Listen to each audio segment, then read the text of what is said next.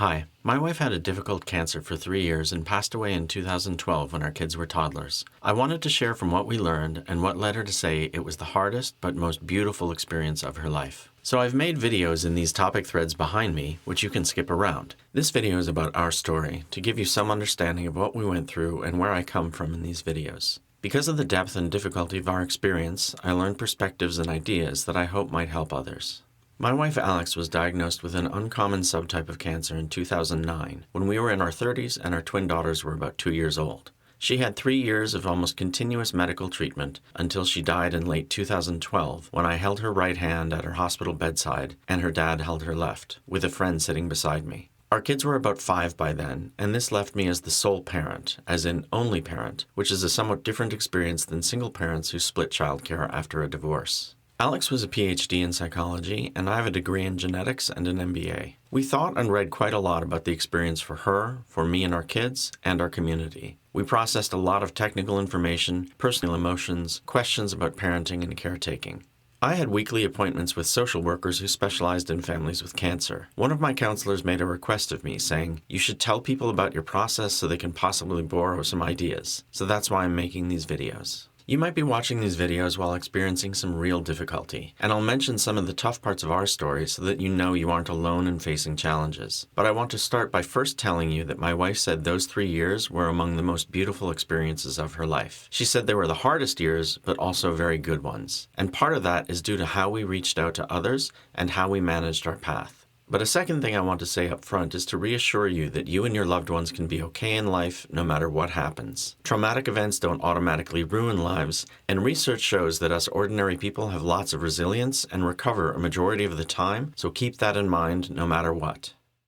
The start feels sudden, a sharp report of facts that bursts across your day, whizzing past your ears. I remember the sudden sonic boom and the whoosh of big news. I've been there. I remember my wife calling me at work, her voice shaking from the doctor's office and telling me the first diagnosis. It's a bang like a starter's gun that sets you racing, and a boom that shakes your surroundings and you. It's shocking and scary, and breathing is suddenly a conscious act.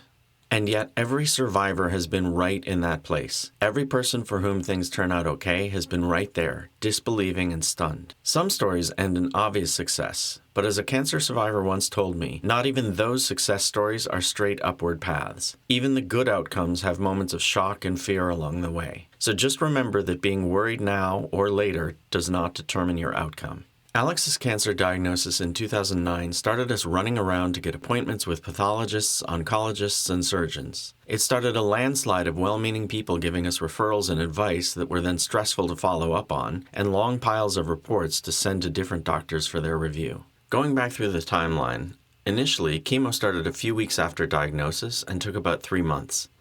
Then, the end of December surgery and recovery took about 6 weeks, followed by radiation that took another 2 months. Alex had a tough time physically, but to give you a sense, she said treatment was hard, but it wasn't as hard as she found it having twins and trying to breastfeed both of them for a year. Unfortunately, the test results after the initial treatment were concerning.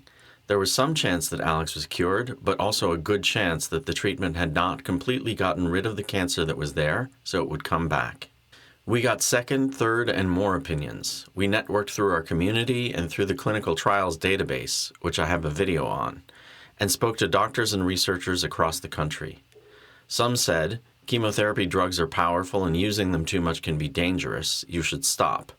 And others said, that's true, but the treatment results you have so far are concerning, and we would do more chemo because if this subtype of cancer comes back, there's probably no stopping it. We had probably a dozen experts, and they were split 50-50 on their advice.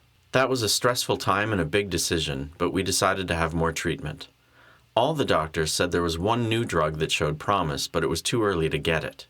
We used our help network, and as I describe in the video on gathering help, we actually found that the president of American Society of Oncologists was opening up a treatment program the following week with that drug, and Alex got signed up as the first patient in the country. Friends gave us frequent flyer miles and a house to stay in during treatments, and she went almost every week for another 6 months, while other friends traveled with her or stayed with our kids while I worked. It was a beautiful community effort. Alex wrote at the time, During this cancer experience, I think I have learned to love better because so many people have been so stunningly loving and generous towards me. Also, I'm less afraid of crises and scary life events because I know they can be survived and survived well, and I know I am now more able to be there for other people in times of need. But in her particular case and subtype of cancer, we were doubly unlucky and did not find a cure.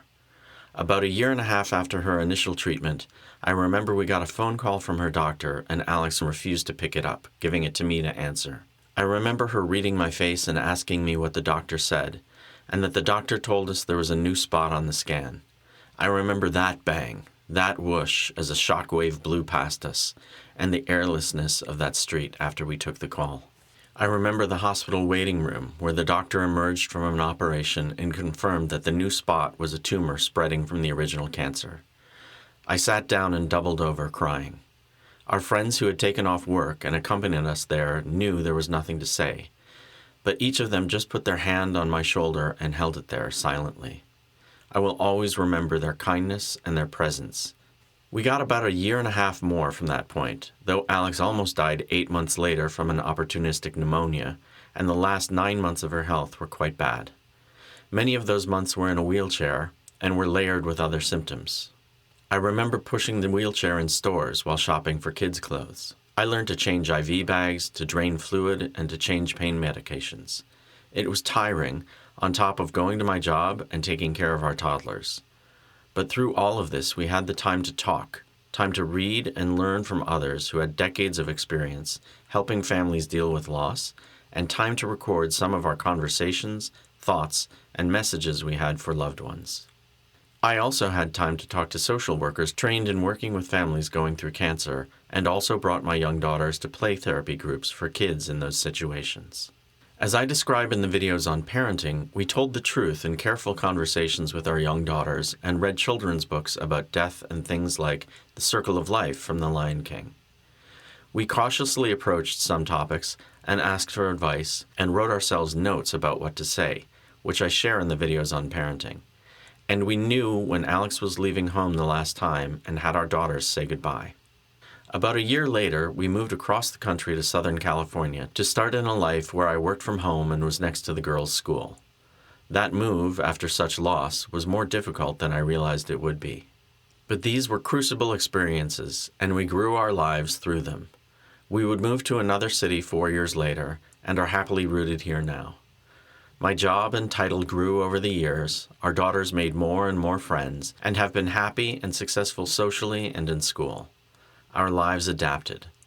I've gone through down times and still have weeks of feeling the loss sometimes, while also appreciating the beauty in the chapters along this path. So that's our story and what brought me to here. I think that some of what occurs to me to say can help the many cases where the cancer is cured. Some of what I say applies to loss. Some of what I say applies to your own internal thoughts, some of it to your relationships. I've done some reading and looked at a bit of research and offer some of the helpful and hopeful findings that scientists are publishing. But hopefully this is just relatable as a personal experience, and hopefully some of it works as a help to others.